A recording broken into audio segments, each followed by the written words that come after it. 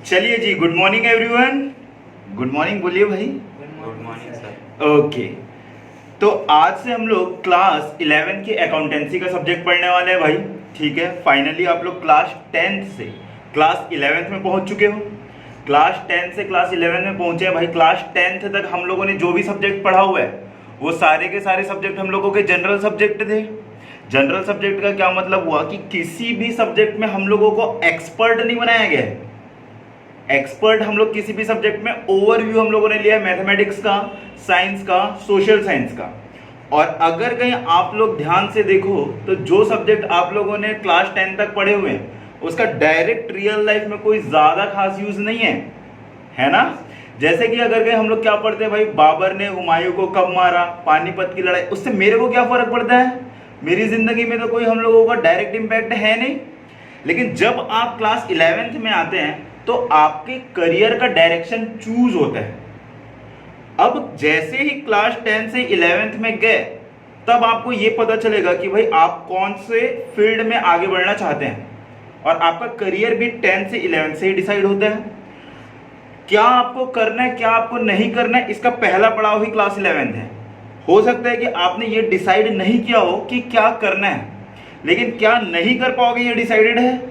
जैसे class 11th में आपने कॉमर्स ले लिया तो अब आप लोग डॉक्टर नहीं बन सकते, अब आप लोग इंजीनियर नहीं बन सकते। तो दैट मीन्स अब आप जो बने हुए वो क्या बन सकते हो भाई? चार्टर्ड अकाउंटेंट बन सकते हो, सीएमए बन सकते हो, सीएस बन सकते हो, गवर्नमेंट की सारी जॉब कर सकते हो, बिजनेस कर सकते हो भाई। तो दैट मीन्स अब हम लोग जो एक्सपर्टीज हासिल करेंगे वो एक्सपर्टीज किस में हासिल करेंगे? कॉमर्स के फील्ड में हासिल करेंगे। ठीक है जी। जब कॉमर्स के फील्ड के बारे में बात करते हैं तो 11th और 12th क्लास के लेवल पे आप लोगों को 3 सब्जेक्ट का इंट्रोडक्शन दिया जाता है। 3 सब्जेक्ट के बारे में आप लोगों को पढ़ाया जाता है कि भाई इस तरीके से चीजें चलेंगी। और वो कौन सी 3 सब्जेक्ट है भाई? एक को हम लोग बोलते हैं अकाउंटेंसी, दूसरे को क्या बोलते हैं? बिजनेस स्टडीज, और तीसरे को हम लोग क्या बोलते हैं भाई? इकोनॉमिक्स। बिल्कुल सही बात है। ये जो हम लोगों का अकाउंटेंसी और बिजनेस स्टडीज है ये क्लास 11th में भी अकाउंटेंसी और बिजनेस स्टडीज है, तो क्लास 12th में भी सेम है। दोनों का सब्जेक्ट का नाम भी यही है। लेकिन जब हम लोग इकोनॉमिक्स के बारे में बात करते हैं तो इकोनॉमिक्स बोलने का एक सब्जेक्ट है, लेकिन पढ़ना आप लोगों को 2 सब्जेक्ट होता है। क्लास 11th में भी 2 सब्जेक्ट पढ़ना होता है, क्लास 12th में भी 2 सब्जेक्ट पढ़ना होता है। बुक भी इन दोनों की अलग अलग है। इकोनॉमिक्स में आप लोग एक 11th में माइक्रो इकोनॉमिक्स पढ़ते हो और स्टैटिस्टिक्स पढ़ते हो। क्लास 12th में जब जाते हो तो वही माइक्रो जो है वो मैक्रो बन जाता है। और क्लास 12th में एक और जो सब्जेक्ट पढ़ते हो इकोनॉमिक्स में वो है आप लोगों का इंडियन इकोनॉमिक डेवलपमेंट। ठीक है, तो टोटल कॉमर्स में आप लोगों के 4 सब्जेक्ट ही पढ़ना है आप लोगों को, है ना। और जो आप लोगों का 2 लैंग्वेज वाला सब्जेक्ट है वो आप लोगों का अलग हो गया। ओके, तो कोचिंग के अंदर मैं आप लोगों को अकाउंटेंसी, बिजनेस स्टडीज और इकोनॉमिक्स पढ़ाऊंगा। ठीक है जी। तो आज से हम लोग जो क्लास चालू करने वाले हैं वो किसकी चालू करने वाले हैं बताओ तो? आज हम लोग चालू करने वाले हैं, वो चालू करने वाले हैं अकाउंटेंसी के बारे में। अकाउंटेंसी एक ऐसा सब्जेक्ट है जो बच्चा सबसे पहले अपने लाइफ में सीखता है, लेकिन भाई हम लोगों को पढ़ाया सबसे लेट जाता है। जैसे कि अगर कहीं आप 3 साल के बच्चों को बोलो कि भाई एक काम कर, जा तू अपने पास वाली दुकान से मंच की एक चॉकलेट लेके आ, तो क्या वो चला जाएगा क्या? नहीं, वो क्या मांगेगा आपसे? पैसा मांगेगा ना। उसको भी ये पता है कि भाई जब तक मैं दुकानदार को पैसा नहीं दूंगा तब तक दुकानदार मेरे को चॉकलेट नहीं देगा। दैट मीन्स जब तक मैं किसी चीज को दूंगा नहीं तो उसके बदले में मेरे को रिटर्न नहीं मिलना। ये 3 साल के बच्चे को ही पहले से पता चल जाता है। तो दैट मीन्स वहीं से हम लोगों की अकाउंटिंग चालू हो जाती है। लेकिन ये जो फॉर्मल अकाउंटिंग हम बड़े लोग जो करते हैं वो अकाउंटिंग बच्चे को नहीं पता है, लेकिन ब्रॉड कंसेप्ट उसको पता चल जाता है। और उसी को हम लोगों को क्लास 11th और 12th के अंदर पढ़ना है। जब हम लोग इस कॉमर्स सब्जेक्ट के बारे में पढ़ते हैं ना तो ये कॉमर्स सब्जेक्ट हम लोगों का बिल्कुल प्रैक्टिकल और बिल्कुल रियल लाइफ का होता है। जैसे कि साइंस भी रियल लाइफ का होता है, लेकिन भाई साइंस की जो रियलिटी होती है वो हर किसी के काम की नहीं होती। रियलिटी पता हो ना पता हो तो भी हम लोग साइंस का बेनिफिट उठाते हैं। जैसे कि वाटर, भाई वाटर कैसे बनता है? हाइड्रोजन के 2 मॉलिक्यूल और ऑक्सीजन के 1 मॉलिक्यूल मिलकर वाटर बनते हैं। अगर कहीं एक व्यक्ति को यह बात पता ना हो कि भाई वाटर कैसे बनता है हाइड्रोजन के 2 मॉलिक्यूल और ऑक्सीजन के 1 मॉलिक्यूल से, तो क्या उसकी प्यास नहीं बुझेगी? क्या बुझेगी भाई, कोई फर्क नहीं पड़ता। तो लेकिन जब कॉमर्स के बारे में बात करते हैं तो कॉमर्स की जो हर एक चीजें हैं वो आपके रियल लाइफ के इर्द गिर्द ही भटकती रहेंगी, ठीक है। जब बिजनेस करने के लिए जाएंगे तो बिजनेस में आप लोग देखोगे कि जो ट्रांजैक्शन हम लोग यहां पढ़े रहे वो वही ट्रांजैक्शन जो रियल लाइफ में होती है, ठीक है। तो अगर कहीं आप लोग क्लास 10th तक कोई भी पढ़ाई नहीं किए हो तो ये नया मौका मिल रहा है क्लास 11th के अंदर आप लोगों को अपनी स्टडी को फिर से पढ़ने का। अपना ही एग्जांपल देता हूं, क्लास 10 तक मैं बिल्कुल पढ़ाई में बेकार था भाई, 66% से पास हुआ था क्लास 10, लेकिन क्लास 11th और 12th क्योंकि ये प्रैक्टिकल सब्जेक्ट है, कॉमर्स ने अपने को अपॉर्चुनिटी दिया भाई, और अपन ने क्लास 12th में 88% लाके अपन सीए भी बन गया। तो ये अपॉर्चुनिटी आपके पास भी है भाई, अभी डिसाइड करो कि हाँ भाई अभी से सारी की सारी चीजें अपने को ध्यान देना है, ठीक है। ये जो अकाउंटेंसी के बारे में जब हम लोग बात करते हैं तो अकाउंटेंसी हम लोगों का जो है ना वो पूरा प्रैक्टिकल सब्जेक्ट है, लेकिन कोई भी प्रैक्टिकल को पढ़ने से पहले उसकी थ्योरी हम लोगों को जानना बहुत जरूरी होता है। और वो जो थ्योरी है ना ये आप लोगों के स्कूल में 15 दिन 20 दिन चलती है, तो उससे बच्चा क्या है कि बोर होने लगता है और उसका इंटरेस्ट सब्जेक्ट से खत्म हो जाता है, ठीक है। तो उसको ये लगता है कि भाई हाँ ठीक है क्लास 10 तक हम लोग जैसे पढ़े थे वैसे ये पढ़ने लगेंगे, लेकिन मेरी कोशिश ऐसी रहेगी कि हम लोग तुरंत के तुरंत क्या करेंगे भाई, प्रैक्टिकल स्टार्ट कर देंगे ताकि आप लोगों का इंटरेस्ट बना रहे रियल अकाउंटिंग के अंदर, ठीक है। जैसे कि मैं हमेशा एक एग्जांपल देता हूं, वो एग्जांपल आप लोग को भी देता हूं। अगर कहीं मेरे को आपको कार चलाना सिखाना है तो दो तरीके हैं, मैं 200 पेज की एक बुक दे दूं, या दूसरा मैं आपको डायरेक्टली ड्राइविंग सीट में बिठाऊं और आप लोगों को कुछ कुछ मोटी मोटी इंफॉर्मेशन बता दूं कि इससे हम लोगों का गाड़ी आगे बढ़ता है, इससे हम लोगों का ब्रेक लगता है, ये हमारा एक्सीलेटर है, और रोड के कुछ नियम बता दूं, तब आप गाड़ी चलाना ज्यादा अच्छे से सीखोगे कि बुक से सीखोगे, बताइए। आप बताओ। मैं अगर कहीं कार की ड्राइविंग सीट में बिठा दूंगा तब ज्यादा अच्छे से सीखोगे। तो वही हम लोग क्या करेंगे कि भाई डायरेक्टली कोशिश करेंगे कि जल्दी से जल्दी हम लोग क्या कहां पर बैठ जाएं, कार की ड्राइविंग सीट में बैठ जाएं। फिर भी कार की ड्राइविंग सीट में डायरेक्टली अगर कहीं बिठा दिया तो खतरा ये है कि भाई एक्सीडेंट हो जाए, है ना। तो उससे पहले मेरे को क्या बताना पड़ेगा, कुछ नियम बताने पड़ेंगे, ट्रैफिक के रूल, ताकि ऐसा ना हो कि लेफ्ट की जगह आप राइट में चला रहे हो, ओवरटेक करना भी आपको सही तरीके से है। तो इसलिए हम लोग पहले अकाउंटिंग के बारे में समझेंगे, उसके बाद अकाउंटिंग के कुछ रूल देखेंगे, केवल वही रूल जो हम लोगों को कार चलाने में मदद करे, मतलब कि अकाउंटिंग डायरेक्टली स्टार्ट करने में मदद करे, वही रूल को हम लोग पहले देखेंगे, ठीक है जी। तो चलिए जी श्री गणेश करते हैं हम लोग हमारे सब्जेक्ट का, जिसका नाम है हम लोगों का अकाउंटेंसी, ठीक है। इसमें सबसे पहला जो टॉपिक है वो टॉपिक है आप लोगों का इंट्रोडक्शन टू अकाउंटिंग। अब ध्यान से देखिए, ये जो टर्म है ना, मैंने ऊपर वाला स्लाइड देखो भाई, ऊपर वाला स्लाइड देखो, इसमें लिखा हुआ है अकाउंटेंसी, और जब मैं आप लोगों को पढ़ाने के लिए जा रहा हूं तो ये लिखा हुआ है अकाउंटिंग। तो जब हम लोग अकाउंटिंग बोलते हैं ना, तो जो काम करेंगे खाता बनाने का, उस प्रोसेस को हम लोग अकाउंटिंग बोलेंगे, लेकिन जो पढ़ाई करेंगे उसको हम लोग क्या बोलेंगे, अकाउंटेंसी बोलेंगे। तो पढ़ाई जो है वो अकाउंटेंसी की, जिसके अंदर हम लोग अकाउंटिंग के बारे में पढ़ेंगे, ठीक है जी, ओके। जब हम लोग अकाउंटेंसी सब्जेक्ट के बारे में बात करते हैं तो इस अकाउंटेंसी सब्जेक्ट में हम लोगों का दो मुख्य काम होता है। कौन से दो मुख्य काम होते हैं कि भाई जो धंधा चल रहा है, जो हम लोगों का बिजनेस चल रहा है, उस बिजनेस का हिसाब किताब रखना, और दूसरा ये हिसाब किताब क्यों रखना, ताकि हम लोग एक साल में मेजर कर पाए कि हम लोगों ने बिजनेस को सही चलाया है कि नहीं चलाया।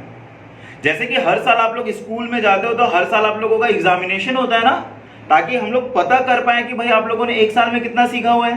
तो हम बिजनेस को सही चला रहे हैं कि नहीं चला रहे, उसको कैसे पता करेंगे, कैसे पता करेंगे बताओ, बिजनेस को परफॉर्मेंस सही है कि नहीं। अगर हाँ बोलो, अगर कहीं हम लोगों का बिजनेस प्रॉफिट कमा रहा है तो हम लोग बोलेंगे कि हम लोग बिजनेस सही चला रहे हैं, अगर कहीं बिजनेस में घाटा हो रहा है तो हम लोग क्या बोलेंगे कि हम लोग बिजनेस नहीं चला रहे। तो दो मुख्य काम होते हैं अकाउंटिंग के, वो एक पहला एक काम की हिसाब किताब रखना, और हिसाब किताब भी क्यों रखना, ताकि हम लोग ये जान पाए कि हम लोग भाई प्रॉफिट कमा रहे हैं या फिर नुकसान हम लोगों को हो रहा है, ठीक है। इस बात को ध्यान में रखते हुए हम लोग आगे बढ़ेंगे भाई। जब हम लोग अकाउंटिंग के बारे में बात करते हैं, इधर देखिए, आप लोगों को बुक देखने की जरूरत नहीं है, जब बुक देखने की जरूरत पड़ेगी तब मैं आप लोगों को बता दूंगा। तो सबसे पहले हम लोग एक काम करते हैं भाई, अकाउंटिंग के बारे में देख लेते हैं भाई, अकाउंटिंग का मतलब क्या होता है। देखिए क्या लिखा हुआ है, accounting is the process of recording business transaction. जब बच्चे को चीजें समझ में नहीं आती तो वो रटने लग जाता है कि अकाउंटिंग प्रोसेस है, लेकिन मैं यहां पर समझाऊंगा, दो अलग अलग टर्म होते हैं भाई, एक को हम लोग बोलते हैं एक्टिविटी या इवेंट और दूसरे को हम लोग बोलते हैं प्रोसेस।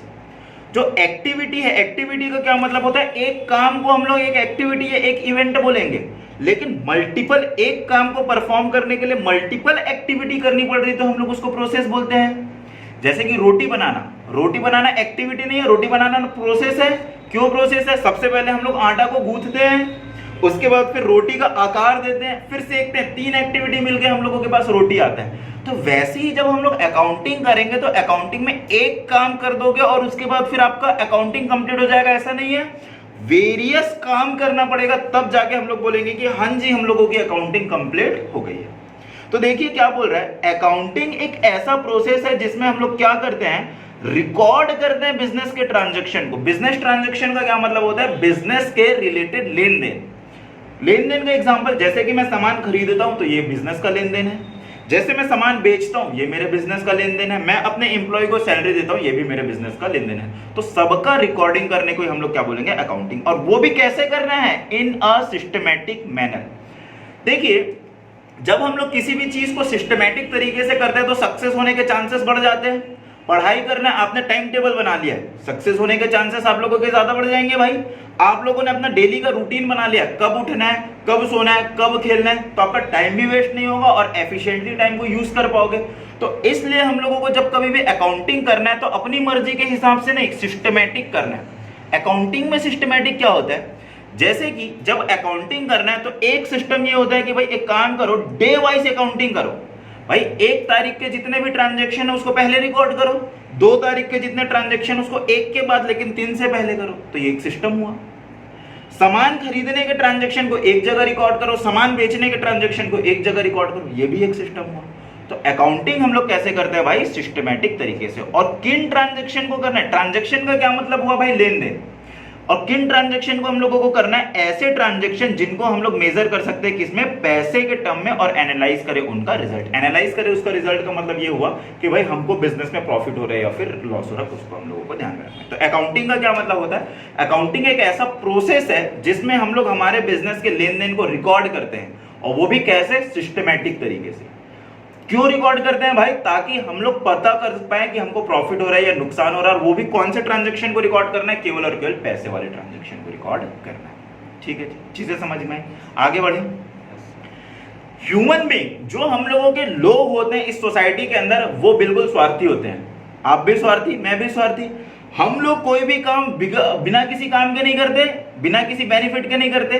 तो अकाउंटिंग भी जो है, वो अकाउंटिंग भी हम लोगों को जब तक कोई बेनिफिट या फायदा नहीं पहुंचाएगा तब तक हम लोग करेंगे नहीं। ठीक है, तो एक काम करते हैं, जल्दी से 6 इसके बेनिफिट है, उस 6 बेनिफिट को मैं आप लोगों को बता देता हूं। ये थ्योरेटिकल पॉइंट है। देखते हैं भाई, सबसे पहला जो बेनिफिट होता है हम लोगों का वो ये होता है कि रिप्लेस करता है मेमोरी। अकाउंटिंग का मतलब मैंने आपको क्या बताया कि हम हिसाब किताब रख रहे हैं, सारी के सारे ट्रांजैक्शन को अपने रजिस्टर में नोट कर रहे हैं। अब जब आप रजिस्टर में नोट कर रहे हो तो क्या आपको चीजें याद करने की जरूरत रहेगी क्या? नहीं भाई। अगर कहीं मेरे को यह पता करना है कि आपको मेरे को कितना पैसा देना है तो मैं अपना रजिस्टर खोलूंगा और बता दूंगा भाई आपको कितना पैसा देना है। तो भाई मेरे को रिप्लेस करता है ये मेरी मेमोरी, मतलब कि मेरे को कुछ चीज याद रखने की जरूरत नहीं है भाई, यहां से मैं आप लोगों का देख लूंगा। दूसरी जो बेनिफिट हम लोगों की होती है अकाउंटिंग की, वो अकाउंटिंग की बेनिफिट क्या होती है, फैसिलिटेट करता है ये इन एसर्टेनिंग द प्रॉफिट। फैसिलिटेट का क्या मतलब होता है, फैसिलिटेट का मतलब होता है ये हेल्प करता है। एसर्टेन का मतलब क्या होता है भाई, एसर्टेन का मतलब होता है निकालने में मदद करता है। मतलब कि जो अकाउंटिंग होती है ये हमको मदद करता है प्रॉफिट निकालने में। ठीक है, कैसे हम लोग प्रॉफिट निकालेंगे, एक काम करो भाई, जो भी पैसा आपके पास आ रहा है उसमें से आप लोग घटा दो पैसा जो जा रहा है, तो आपका प्रॉफिट निकल के आ जाएगा। सिंपल सी बात है, पैसा आपने जो कमाया और जो खर्च किया उसके बाद फिर आप लोग प्रॉफिट निकाल, उसके बाद फिर इन दोनों को माइनस कर दोगे तो आपका प्रॉफिट निकल जाएगा। तो ये जो प्रॉफिट है ये कैसे निकाल पाओगे, आप तभी निकाल पाओगे जब सारे के सारे चीजों का आप हिसाब किताब रख रहे हैं। आपको पता ही नहीं है कि पैसा कहां से आ रहा है, कहां पैसा जा रहा है, तो प्रॉफिट ही कैसे निकालोगे। तो प्रॉफिट निकालने के लिए हम लोगों की जो अकाउंटिंग करना है वो बहुत ज्यादा जरूरी है। ठीक है जी।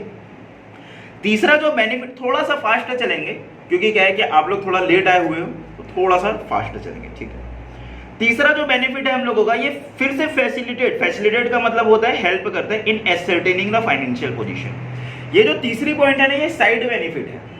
जब कभी मैं किसी बिजनेस की सक्सेस को देखता हूं तो क्या मैं केवल और केवल उसके प्रॉफिट को बस देखूंगा क्या? नहीं, मैं ये भी देखूंगा कि भाई उस बिजनेस के पास कितनी संपत्ति है।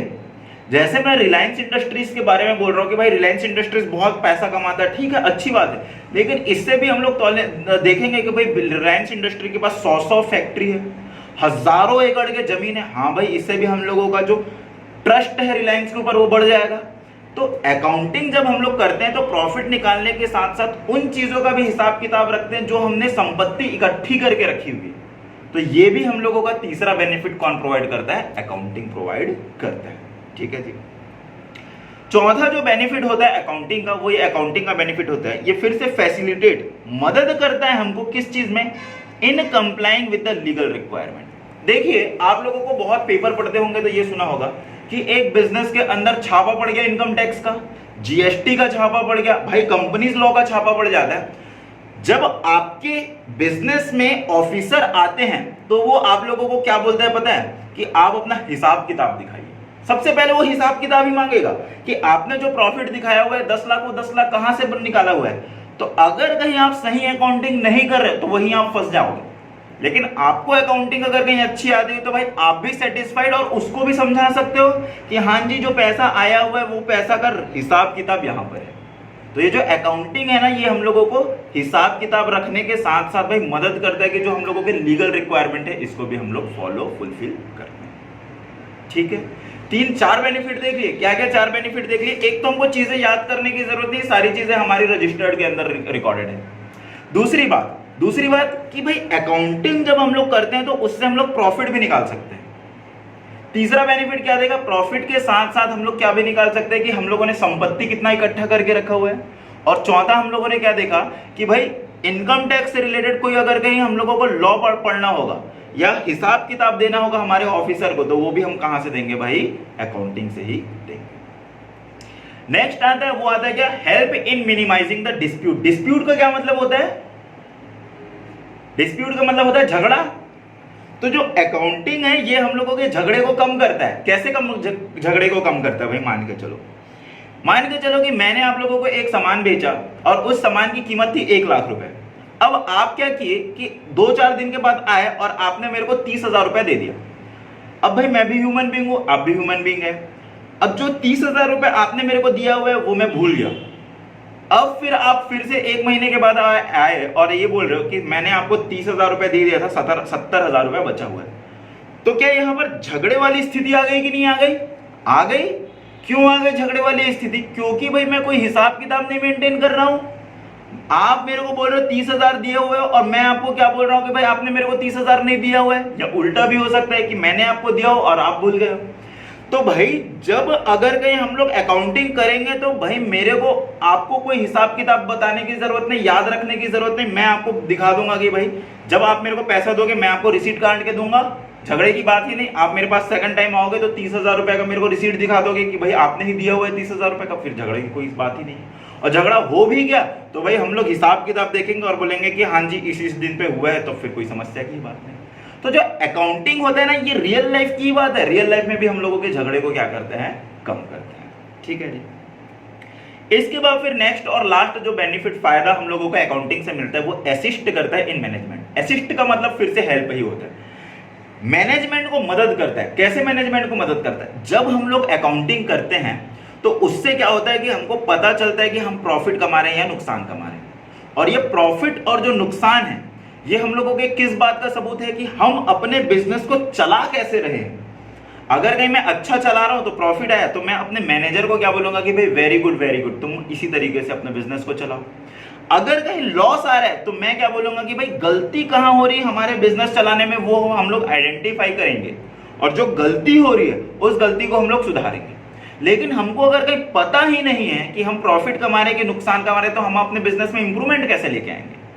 तो इंप्रूवमेंट लाने के लिए रेगुलरली, अब जैसे कि स्कूल में भी होता है, इंप्रूवमेंट लाने के लिए तो टेस्ट होता है ना, ठीक है। तो वैसे ही हम लोगों को इंप्रूवमेंट लाने के लिए भाई प्रॉफिट और लॉस निकालने की जरूरत है। और प्रॉफिट और लॉस तभी निकलेगा जब हम लोगों की अकाउंटिंग होगी, और अकाउंटिंग होगी तो मैनेजमेंट को मदद होगा भाई बिजनेस को अच्छे से परफॉर्म करना।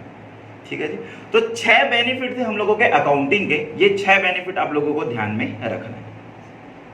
चलिए जी, मैंने अभी आपको क्या बताया, कार चलाने के फायदे बताया, भाई सीख लो कार, आप लोगों को मदद में आएगा। अब जो इंपॉर्टेंट चीज आप लोगों की चालू होती है, जहां से रियल अकाउंटिंग चालू होता है, वो मैं आप लोगों को पढ़ाऊंगा, उसको हम लोग बोलेंगे अकाउंटिंग प्रिंसिपल। आप लोगों को पता है क्या ये प्रिंसिपल का क्या मतलब होता है? अरे आप लोगों को अगर कहीं कोई चीज नहीं पता होती होगी तो कोई डरने शर्माने घबराने की जरूरत नहीं, मैं ऐसे ही पूछ लेता हूं कि आप लोगों को चीजें पता है कि नहीं। दो तरह के प्रिंसिपल होते हैं भाई, एक तो वो प्रिंसिपल होते हैं जो हम लोगों के स्कूल के अंदर होते हैं, उस स्कूल वाले प्रिंसिपल की स्पेलिंग होती है PAL, उसका मतलब होता है मुख्य। लेकिन यहां पर हम लोग PAL के बारे में बात ही नहीं कर रहे हैं, यहां पर हम लोग किसके बारे में बात कर रहे हैं भाई? PLE। और ये जो PLE लिखा हुआ है इसका मतलब होता है भाई नियम, इस प्रिंसिपल का मतलब होता है नियम। तो अकाउंटिंग प्रिंसिपल का क्या मतलब होगा कि अकाउंटिंग के नियम, ठीक है, मतलब वो नियम जो आप लोगों को अकाउंटिंग करते समय फॉलो करना ही होगा। जैसे कार चलाते समय मैं आपको नियम बताऊंगा कि भाई आपको लेफ्ट में ही चलना है, ओवरटेक करना है तो राइट से ही करना है, ब्रेकर में आप लोगों को स्लो करना है, तो वैसे ही हम लोगों के अकाउंटिंग के भी प्रिंसिपल, अकाउंटिंग के भी नियम आए। सबसे जो इंपॉर्टेंट हम लोगों का प्रिंसिपल, ये सबसे पहला जो इंपॉर्टेंट नियम जो है उसको हम लोग बोलते हैं अकाउंटिंग एंटिटी प्रिंसिपल या बिजनेस एंटिटी प्रिंसिपल। क्या होता है भाई, ध्यान से देखिए क्या बात मैंने बोला कि सबसे पहली जो हम लोगों के प्रिंसिपल होते हैं उसको हम लोग अकाउंटिंग एंटिटी या अकाउंटिंग प्रिंसिपल बिजनेस बोलते हैं, सॉरी बिजनेस एंटिटी प्रिंसिपल बोलते हैं। क्या होता है, मान के चलो कि मैंने एक बिजनेस स्टार्ट किया और ये बिजनेस मेरा कौन सा है भाई? मेरे कोचिंग का ही बिजनेस है, ये मेरा बिजनेस है। और ये कौन है भाई? ये मैं, ठीक है। तो ये जो अकाउंटिंग प्रिंसिपल बिजनेस होता है वो ये बोलता है जब आप लोग अकाउंटिंग करोगे, हिसाब किताब रखोगे, तब आपको अपने बिजनेस को और अपने आप को, मतलब कि अपने मालिक को, इन दोनों को क्या मान के चलना है भाई? अलग अलग मान के चलना है। आप लोग ये मान के नहीं चलोगे कि बिजनेस और ऑनर दोनों को दोनों एक हैं। और ऐसा क्यों बोला जा रहा है? अगर कहीं आपने ये बोला कि आपका बिजनेस और आपके ऑनर जो है ये दोनों के दोनों सेम है, तो भाई आप लोग अपने बिजनेस का सही इवैल्यूएशन का मतलब होता है भाई आप लोग मूल्यांकन, आप लोग सही इवैल्यूएशन नहीं कर पाओगे। देखो भाई ध्यान से बता रहा हूं मैं, जब हम लोग अकाउंटिंग करेंगे तब हम लोगों को अपने बिजनेस को अलग मानना है और अपने ऑनर को अलग मानना है, और जो अकाउंटिंग करेंगे हम लोग इस बिजनेस की करेंगे, इस ऑनर की नहीं करेंगे। एग्जांपल दे रहा हूं, मान के चलो कि मेरा जो कोचिंग बिजनेस है, ये कोचिंग बिजनेस बहुत शानदार चल रहा है और कोचिंग से मैं कितने लाख रुपए कमा रहा हूं भाई? 15 लाख रुपए कमा रहा हूं, और रेंट वेंट दे के मैं 3 लाख रुपए इस कोचिंग में खर्च कर देता हूं। तो बताओ भाई मेरे पास प्रॉफिट जो आएगा वो कितना आएगा? 12 लाख रुपए आएगा। इसमें तो कोई समस्या की बात नहीं है। लेकिन मैं क्या कर रहा हूं, जब मैं अपने खर्चे डालता हूं तो मैं अपने भी खर्चे डाल देता हूं इस बिजनेस के अंदर। जैसे कि मैं अपने पास अलग से घर में रह रहा हूं, अलग से मैं कार चला रहा हूं, कार का मैं पेट्रोल डला रहा हूं, मैं कपड़े खरीदता हूं, तो मैं क्या बोलता हूं भाई पूरे साल में मैं जो खर्चा कर देता हूं वो खर्चा कितना कर देता हूं भाई? 10 लाख रुपए खर्च कर देता हूं। और मैं क्या बोल रहा हूं, अरे यार मेरे बिजनेस से तो मात्र 2 लाख रुपए बिजनेस इनकम आ रहा है, अब मेरे को तो बिजनेस बंद करना पड़ेगा। क्या ये सही इंटरप्रिटेशन है क्या मेरे बिजनेस का? नहीं भाई, मेरा बिजनेस तो अच्छा चल रहा है लेकिन मैंने अपने खर्चे को बिजनेस के अंदर डाल दिया, इसलिए मेरा जो परफॉर्मेंस है वो सही मेजर नहीं हो पा रहा है मेरे बिजनेस का। अगर कहीं मेरे बिजनेस का सही परफॉर्मेंस मेजर नहीं हो पाया तो भाई मैं डिसीजन सही नहीं ले पाऊंगा। मेरा बिजनेस अच्छा चल रहा है, मेरे को तो बिजनेस चलाना ही चाहिए ना, है ना? तो यहां पर परफॉर्मेंस जो इवैल्यूएशन है वो गलत हो जाएगा। दूसरा एग्जांपल देता हूं, मान के चलो कि मेरा जो कोचिंग है वो अच्छा नहीं चलता, मैं कितने लाख रुपए कमाता हूं? मैं मात्र 4 लाख रुपए कमा रहा हूं, है ना? लेकिन मेरा खुद का भी कहां है, क्योंकि मैं चार्टर्ड अकाउंटेंट हूं तो मैं इनकम टैक्स भी फाइल करता हूं, जीएसटी भी फाइल करता हूं, ऑडिट भी फाइल करता हूं, और उससे मैं कितना लाख रुपए कमा ले रहा हूं भाई? 10 लाख रुपए कमा ले रहा हूं, है ना? तो टोटल मैं क्या बोल रहा हूं, टोटल मैं ये बोल रहा हूं कि 14 लाख रुपए मैं कमा रहा हूं और 4 लाख रुपए मैं खर्च करता हूं। तो मैं ये बोल रहा हूं कि अरे वाह यार, मेरा जो कोचिंग है वो तो बहुत शानदार चल रहा है, मैं अपने खर्चे हटा के भी मैं 10 लाख रुपए कमा ले रहा हूं। लेकिन सच्चाई ये है क्या? नहीं, सच्चाई तो ये नहीं है। कोचिंग तो मात्र 4 लाख रुपए मेरे को कमा के दे रहा है, कमा तो मैं एक्स्ट्रा खुद अपने मेहनत से कर रहा हूं। तो बेसिकली ये कोचिंग का सही मूल्यांकन नहीं हुआ। इसलिए जब भी अकाउंटिंग करेंगे तो हम लोग केवल और केवल उसी ट्रांजैक्शन को लेंगे जो मेरे बिजनेस के हैं, जो ऑनर के हैं, उस ट्रांजैक्शन को मैं नहीं लूंगा। देखिए भाई क्या लिखा हुआ है, क्या लिखा हुआ है, business is considered to be separate from its owner. Business को हम लोग ऑनर से अलग मानेंगे। Business transaction are recorded in the books of account from the point view of, देखिए क्या बोल रहा है कि जब हम लोग बिजनेस ट्रांजेक्शन को रिकॉर्ड करेंगे, बिजनेस ट्रांजेक्शन को रिकॉर्ड करेंगे तो किसके पॉइंट ऑफ व्यू से रिकॉर्ड करना है हम लोगों को? बिजनेस के पॉइंट ऑफ व्यू से, and not of that of the owner. Owner के नजरिए से नहीं करना भाई, बिजनेस के नजरिए से हम लोगों को ट्रांजेक्शन को रिकॉर्ड करना है। दूसरी बात, वही वो बात को बोला जा रहा है, entry are recorded in the book of account from the point view of business. तीसरी बात, business entity concept is important. क्यों इंपॉर्टेंट है बिजनेस एंटिटी का कंसेप्ट? मैंने आपको बताया हुआ था, in order to verify the correct financial position of business, ताकि हम लोग अपने बिजनेस के परफॉर्मेंस को सही तरीके से मेजर कर पाए, इसलिए हम लोगों को बिजनेस एंटिटी कंसेप्ट को फॉलो करना इंपॉर्टेंट है। ठीक है जी। दूसरा जो कंसेप्ट होता है हम लोगों का बिजनेस का, वो अकाउंटिंग का, वो होता है money measurement principle. Money measurement principle हम लोगों को क्या बोलते हैं? ये जो मनी मेजरमेंट प्रिंसिपल है, ये हमारे सब्जेक्ट को छोटा करता है। छोटा करता है का क्या मतलब हुआ? जब आप अपनी अकाउंटिंग करोगे तो अपने बिजनेस के केवल और केवल उसी लेन देन को रिकॉर्ड करोगे या उन्हीं चीजों को रिकॉर्ड करोगे जिसको आप लोग पैसे में माप सकते हो। जिसको आप पैसे में नहीं माप सकते भाई, वो चाहे कितना भी इंपॉर्टेंट हो, उसको आप लोगों को रिकॉर्ड करने की ही जरूरत नहीं है। जैसे कि मैं क्या बोल रहा हूं कि मैं बहुत मेहनत से काम कर रहा हूं भाई, बहुत ईमानदारी से काम कर रहा हूं, तो क्या मेरे मेहनत को रिकॉर्ड करेंगे क्या बुक में? नहीं। आप कितने मेहनती हो, कितने ईमानदार हो, उसकी कोई वैल्यू नहीं है अकाउंटिंग में। ठीक है, किसकी वैल्यू है? पैसे की। भाई अगर कहीं मेरा एम्प्लॉय बहुत मेहनती है तो उसकी वैल्यू नहीं है, लेकिन मैं उनको जो सैलरी दे रहा हूं इसको मैं मेजर कर सकता हूं भाई पैसे के टर्म में। तो सैलरी को रिकॉर्ड करेंगे भाई, उसके मेहनती, उसके ईमानदारी नेश को रिकॉर्ड नहीं करेंगे। क्या लिखा हुआ है भाई? देखिए, according to the money measurement principle, transaction and event, वो लेन देन और वो घटना that can be measured in terms of money are recorded in the books of account of the enterprise. ठीक है जी। दूसरी बात क्या बोल, आपको कुछ चीज समझ में नहीं आएगी तो पूछ लेना, ठीक है?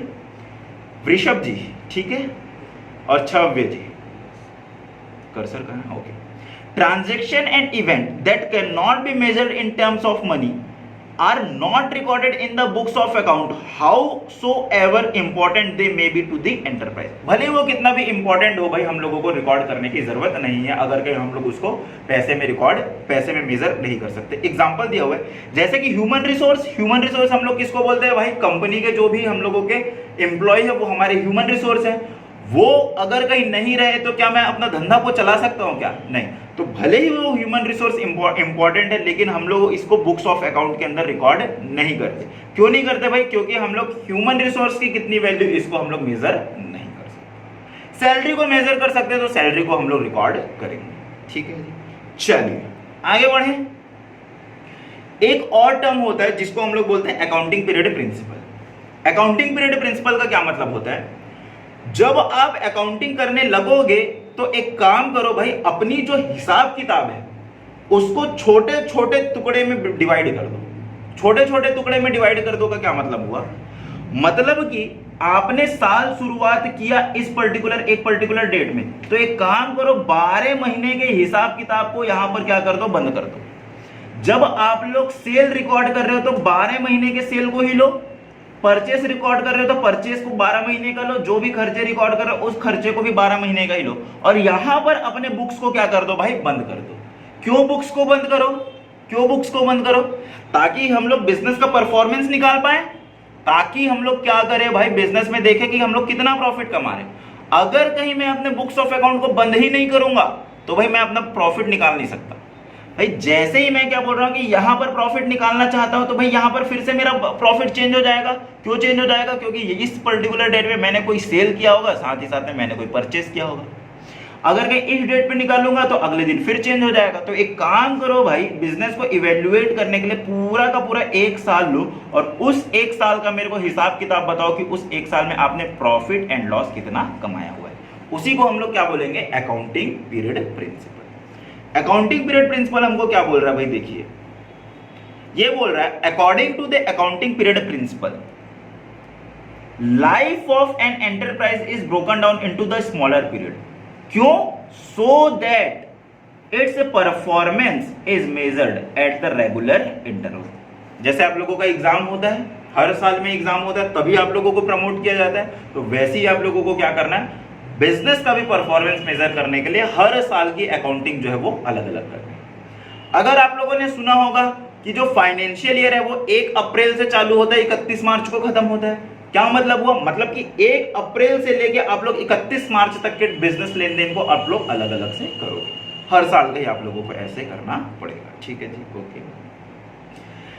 एन अकाउंटिंग पीरियड, फिर अकाउंटिंग पीरियड के बारे में बोल रहा है। अकाउंटिंग पीरियड क्या होता है? अकाउंटिंग पीरियड के बारे में बोल रहा है कि अकाउंटिंग पीरियड जो है वो एक ऐसा टाइम इंटरवल है जिसमें हम लोग क्या निकालते हैं भाई, जिसके एंड में हम लोग प्रॉफिट एंड लॉस को निकालते हैं, साथ ही साथ में बैलेंस शीट प्रिपेयर होता है ताकि हम लोग पता कर पाए कि बिजनेस के अंदर कितने रिसोर्स हैं, मैंने कितनी बिल्डिंग इकट्ठा करके रखी हुई, मशीनरी कितनी इकट्ठा करके रखी हुई, वो कब पता चलेगा? अकाउंटिंग पीरियड के अंत में। अकाउंटिंग पीरियड मेरा क्या हुआ भाई, जैसे कि मैंने बताया कि 1 अप्रैल से अगर मैं चालू कर रहा हूं तो अगले साल के ये 31 मार्च को खत्म होगा, तो 31 मार्च के दिन मेरे को पता चलेगा कि मैंने इस साल में कितना प्रॉफिट एंड लॉस कमाया हुआ है, साथ ही साथ में कितने मैंने रिसोर्स इकट्ठे करके रखा हुआ है, जैसे कि लैंड हो गया, बिल्डिंग हो गया, मशीनरी हो गया, तो ये कितने इकट्ठे करके रखे हुए हैं ये मेरे को पता चलेगा।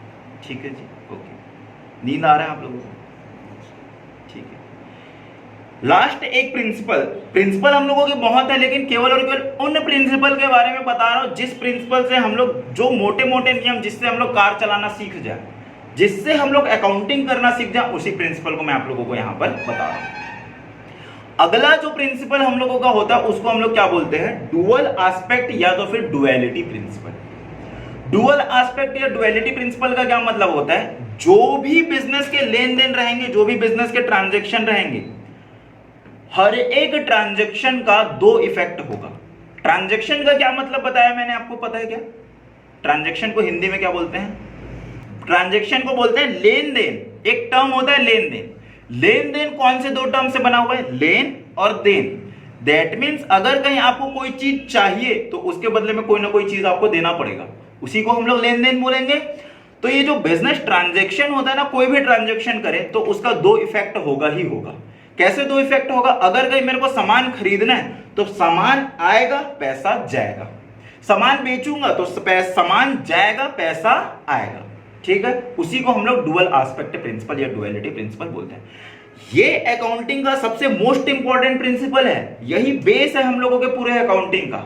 आप लोगों को पता होना चाहिए हर एक ट्रांजैक्शन में 2 इफेक्ट कौन कौन सी हो रही है। ठीक है जी, देखिए क्या बोला जा रहा है। According to the dual aspect concept, every transaction, हर एक लेन देन entered into the enterprise has the 2 aspect, जिसको हम लोग, एक को हम लोग क्या बोलते हैं भाई? डेबिट, और एक को हम लोग क्या बोलते हैं? क्रेडिट। ये टर्म आप लोगों ने सुना होगा भाई, पासबुक के अंदर आप लोग देखते होंगे, एक साइड में डेबिट लिखा होता है, एक साइड में क्रेडिट लिखा होता है। ठीक है जी, ओके।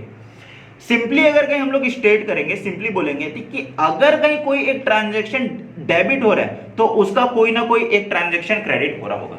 अगर 10,000 रुपए से कोई चीज डेबिट हो रही है तो 10,000 रुपए से ही कोई चीज क्या हो रही होगी भाई? क्रेडिट हो रही होगी।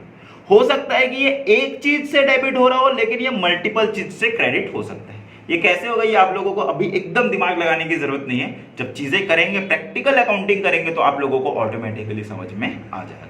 ठीक है जी, ओके।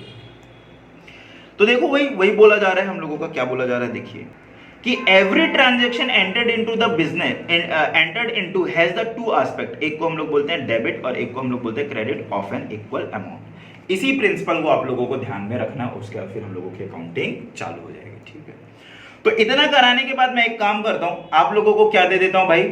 चलिए जी देखिए, इसके बाद हम लोगों का जो नेक्स्ट टॉपिक है वो टॉपिक है हम लोगों का फंडामेंटल अकाउंटिंग एजम्पशन। अभी तक हम लोगों ने क्या देखा था भाई? कुछ अकाउंटिंग के प्रिंसिपल का मतलब क्या होता है कि कुछ नियम हम लोगों के कार चलाने के जैसे रोड में नियम होते हैं, वैसे ही कुछ एजम्पशन भी होते हैं। कुछ एजम्पशन का क्या मतलब हुआ? जब कार चला रहे हैं तो कुछ बातों को हम लोगों को मान के चलना होता है। क्या मान के चलना होता है? अगर कहीं कोई बंदा राइट से आपकी साइड आ गया, इसका मतलब क्या है कि उसको आपको ओवरटेक करना है, ऐसा हम लोग अज्यूम कर लेते हैं। तो वैसे ही हम लोगों को बिजनेस के भी अंदर अकाउंटिंग जब करते तब हम लोगों को कुछ एजम्पशन लेकर चलना होता है। क्लास 10th तक हम लोग जब मैथ्स करते थे तब मैथ्स में एजम्पशन लेते थे। हम लोगों को एग्जाम्पल दिया रहता था। क्या एग्जाम्पल दिया रहता था? अगर कहीं फादर की एज इतनी है और सन की एज हम लोगों को इतनी है, तो हम लोग एज निकाल के बताओ, तो हम लोग क्या एजम्पशन लेते थे, let the age of son be x. क्या जो किसी की एज है वो एक्स हो सकती है क्या? नहीं। लेकिन हम लोग क्यों एक्स लेते थे? ताकि इस एजम्पशन से हम लोग सही एज तक पहुंच पाए, इसलिए हम लोग एजम्पशन लेते थे। तो वैसे ही हम लोगों को सही अकाउंटिंग करने के लिए कुछ एजम्पशन लेने पड़ते हैं। एजम्पशन क्या लेते हैं भाई? सबसे पहला जो एजम्पशन है हम लोगों का, वो एजम्पशन है going concern assumption. Going concern assumption का क्या मतलब हुआ? जब आप लोग अपनी अकाउंटिंग करोगे, अकाउंटिंग का मतलब हिसाब किताब रखना, जब आप लोग अपने बिजनेस का हिसाब किताब रखोगे तो आप लोगों को ये बिल्कुल नहीं मानकर चलना है कि हम लोगों का बिजनेस इस साल बंद हो जाएगा या अगले साल बंद हो जाएगा, ऐसा बिल्कुल मानकर नहीं चलना है। हम लोगों को जब कभी भी बिजनेस स्टार्ट करना होता है तो पॉजिटिव एटीट्यूड के साथ करना है। अगर कहीं आज चाय का छोटा सा ठेला खोल के रखे हुए हैं तो कल इसको भाई 5 स्टार होटल बना देंगे। ऐसा जब हम लोग सोच के चलते हैं तो हमको कॉन्फिडेंस आता है, और जब कॉन्फिडेंस आता है तो हम लोग क्या करते हैं, चीजें इकट्ठी करने चालू करते हैं। चीजें इकट्ठी करने चालू करते हैं का मतलब, अगर कहीं मेरे को अपने बिजनेस के अंदर कॉन्फिडेंस नहीं होता तो क्या मैं बिजनेस के अंदर एसी लगाता? नहीं। क्या मैं अपने बिजनेस के अंदर प्रोजेक्टर लेता? नहीं। भाई मैं क्या करता, मैं इनको किराए में ले लेता, किराए में ले लेता और बोलता कि भाई मेरे को तो 1 साल बिजनेस करना है, मैं किराए में लूंगा। जैसे कि हमारे घर में शादी होती है, तो शादी होती है तो हम लोगों को चेयर लेना होता है, शामियाना लगाना होता है। तो जो चेयर वाला होता है वो बंदा एक चेयर का 25 रुपए लेता है, जबकि 500 रुपए में तो नया चेयर आ जाता है। मतलब कि 20 बार उसका चेयर गया तो उसका पूरे पैसे वसूल हो गए। फिर भी मतलब इतने महंगे रेंट देने के बाद भी हम लोग क्या करते हैं भाई, चेयर को खरीदते नहीं है। क्यों नहीं खरीदते? जिंदगी भर थोड़ी ना शादी करवाना है भाई अपने को, है ना। और भाई चेयर एक बार ले लिए तो फिर उसको रखेगा कौन, मेंटेन कौन करेगा। लेकिन जब बिजनेस करते हैं तब हम लोग बोलते हैं कि भाई घबराने की कोई जरूरत नहीं, हम लोगों का बिजनेस फोर्सिएबल है। फोर्सिएबल का मतलब गोइंग ऑन होते रहेगा, कभी हम लोगों का खत्म ही नहीं होगा। तो भाई आप लोग बिंदास क्या करो भाई, अपने बिजनेस के अंदर एसेट्स इकट्ठे करते रहो, और भाई कुछ चिंता करने की बात नहीं है। क्या बोला जा रहा है?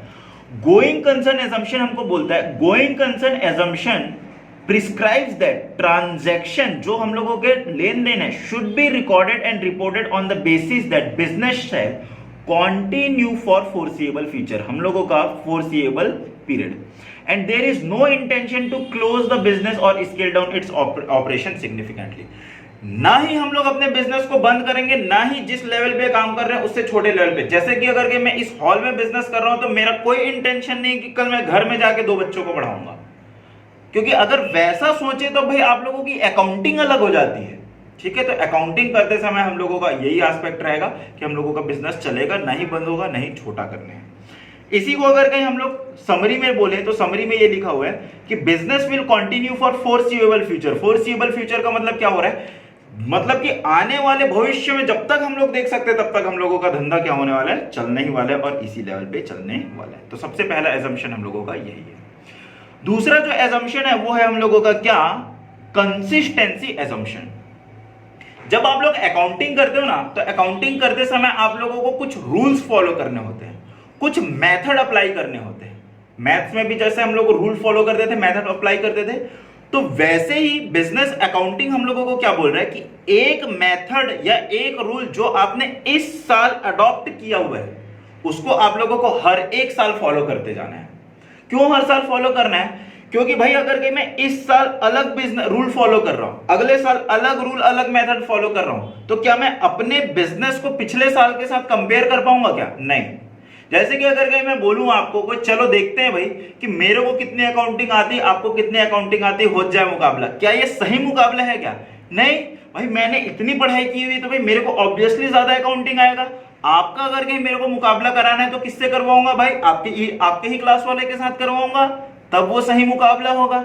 तो वही बोला जा रहा है कंसिस्टेंसी में, जो भी आप लोगों के अकाउंटिंग के प्रैक्टिसेस को आपने एक बार फॉलो किया उसी को आप लोगों को कंटिन्यू करना है। लेकिन क्या अगर कहीं हम लोगों ने कोई गलत अकाउंटिंग प्रैक्टिस फॉलो कर ली तब भी नहीं चेंज करेंगे क्या? नहीं, ऐसा नहीं है। अगर कहीं लॉ का मतलब हुआ कानून ने अगर कहीं आपको बोला कि अकाउंटिंग प्रिंसिपल को इस तरीके से फॉलो करना है तो आप लोगों को उसी तरीके से फॉलो करना पड़ेगा। या दूसरा होता है अकाउंटिंग स्टैंडर्ड। अकाउंटिंग स्टैंडर्ड क्या होता है? ये भी रूल होते हैं जो हम लोगों का इंस्टीट्यूट देता है। इंस्टीट्यूट का मतलब institute of chartered accountant of India. इन्होंने अगर कहीं बोला कि आप लोगों को एक पर्टिकुलर तरीके से अकाउंटिंग करना है, तब आप लोग अपने अकाउंटिंग प्रैक्टिसेस को क्या कर लोगे, चेंज कर लोगे। ठीक है।